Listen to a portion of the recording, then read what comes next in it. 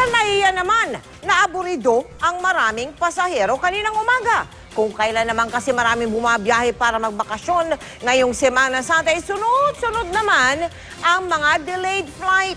Ang ilan nakansela pa.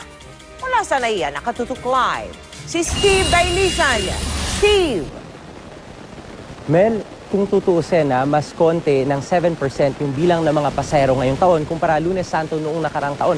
Pero bakit nga ba mas marami sa average na 57 delayed flights ang inaasahan? Karaniwang paliwanag sa atin, Mel, delayed aircraft turnaround, di naman kaya air traffic congestion o di naman kaya aircraft maintenance.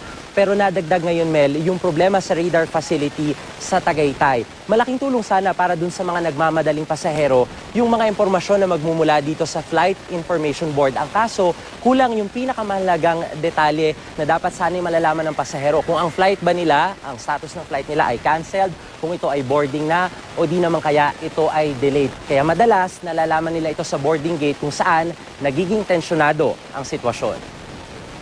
Para makaalis yung dito. Galit na galit ang mga pasaherong ito ng Philippine Airlines na biyaheng Iloilo. 4:30 ng madaling araw ang dapat sana ilipad nila. Lalo pa silang nainis nang malamang natuloy ang flight na kasunod nila. Inano na lang kami doon sa bus, paikot-ikot na lang kami. Pinakyat na naman ulit. Tapos para ano na naman. Para kaming hostage Oo, hostage kami. Ngayon, mayroon silang pinalis. Kaalis lang.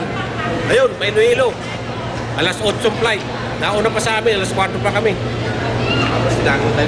Bago, dinala kami doon sa ilalim para makaalis yung dito. Inistak naman kami doon sa bus. Itinanggi ng PAL na itinago nila ang mga pasahero. Kinailangan daw kasing isailalim sa maintenance check ang eroplano kaya alas 12 na ng tanghali na ilipad ang mga pasahero.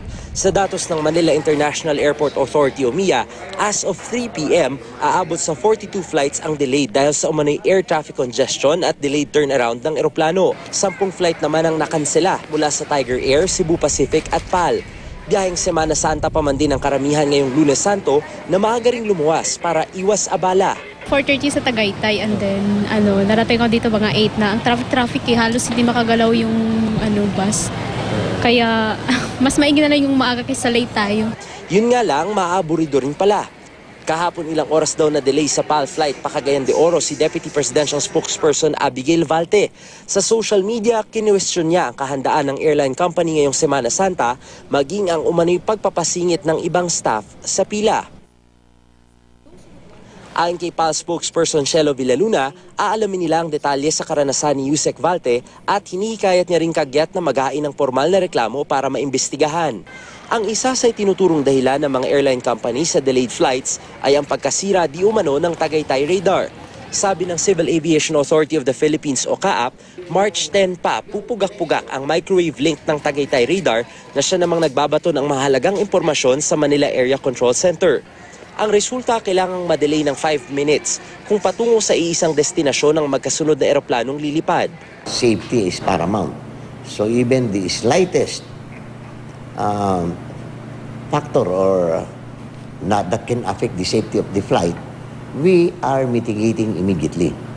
Pero pagtitiyak ng CAAP, minimal ang problema at hindi naman daw ito dapat gamiting dahilan ng mga airline company para sa delayed flights. Kung totoo yan na yun ay ginagamit na nilang reason for their delays, maybe we should request them to show us aircraft departing on the same airway. Ngayong passenger season, inaasahan na rin naman na raw ang delay sa flights. Pero dapat maging tapat ang airline company sa kanilang mga pasahero sa mismong status ng flight. 24 oras, BO. Mel, ang pangako sa atin ng CAAP ay bukas tuluyan ng maayos yung technical glitch dun sa kanilang Tagaytay radar facility. Para sa latest updates dun sa flight status, maaaring i-follow ng mga kapuso natin yung @DOTC Philippines. Paalala lamang din sa mga kapuso natin na papunta dito sa airport, dadaan galing ng C5 at Skyway. Asahan na hunin nyo yung mabagal na usad na daloy ng trapiko dahil ongoing yung construction ng NAIA Elevated Expressway. Kaya inaasahan na matatraffic ko kayo kung kayo patungo ng NAIA Terminals 1 at 2 at maging yung domestic terminal. Balik sa'yo, Mel. Maraming salamat sa iyo, Steve Dailisan.